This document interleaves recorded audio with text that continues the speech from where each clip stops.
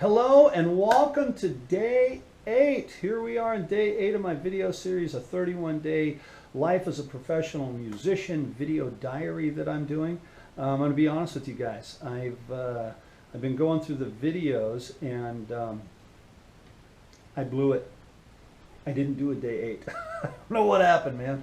I was going through it. I was checking on the videos because it's been pretty cool. I've been getting a lot of messages and suggestions, and I was going through the videos seeing if I touched on this next subject at all, and then I realized, wow, I missed day 8. So here we go, day 8. I've gone back in time.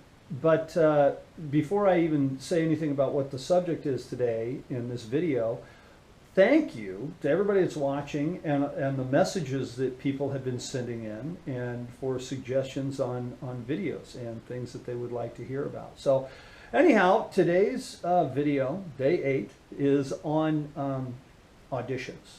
Okay, I got a question about what do you do if you're going on an audition? How do you prepare for it?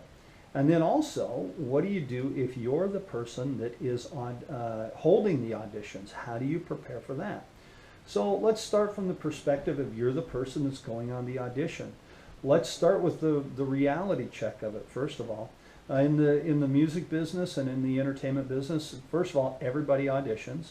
And it's a pretty good rule of thumb that for every 20 auditions you do, you get a gig.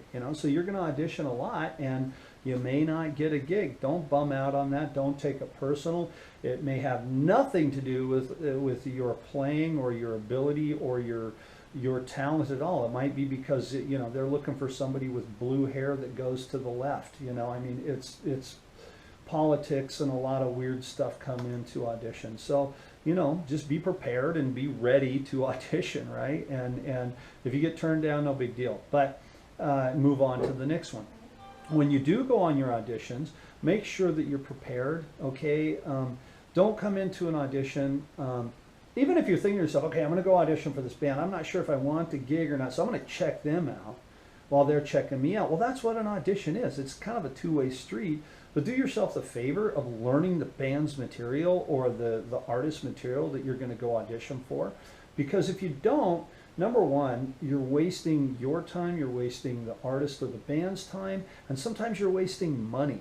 Because a lot of times if you're going out on an audition, the people that are auditioning you maybe don't want you to come to their normal rehearsal place, right? So they've rented a rehearsal room and they're holding, a number of auditions throughout a day or an evening or an afternoon. And if you come in and you're just wasting their time, you're also wasting money. Don't do that.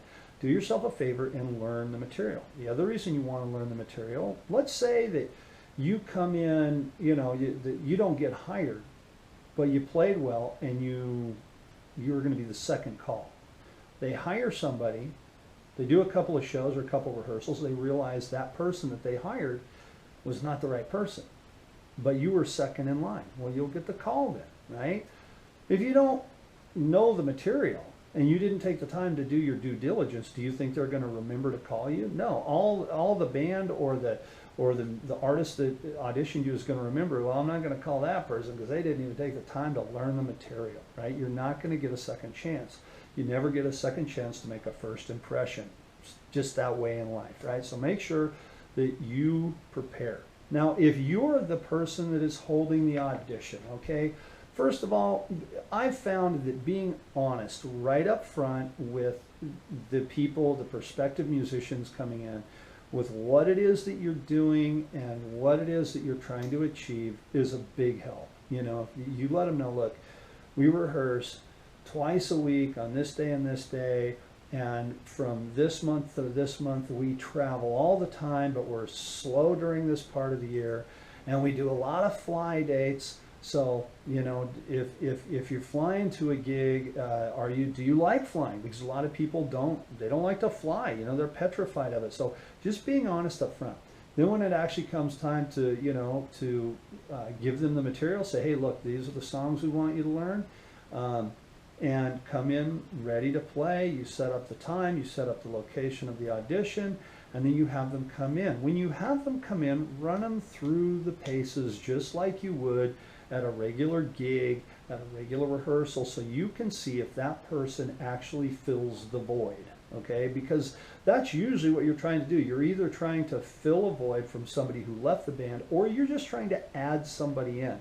Chances are pretty good if you're just adding in a new member, you know, things are going to be a little bit more lenient because you're seeing, you know, how this new sound works within a group or with an artist or with the, you know, whatever it is you're doing.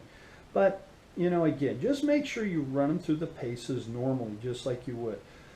At the end of the day, being a musician, it's a common thread through this whole video series. It's just like any other walk of life. If you're going to get out of it what you put into it, and you've got to be a professional. You have to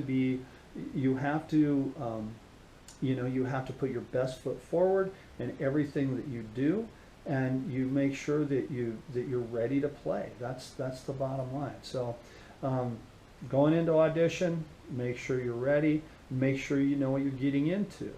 Holding the auditions, be straight up front. This is what you expect from a band member. This is what you would like them to do, and what you are trying to achieve. So, you know, it's kind of that simple, you know, but it is, again, and you know, it's a music business, and it is serious business. So there's my tips. I hope that helps you out a little bit, and I hope that answers some questions for you guys.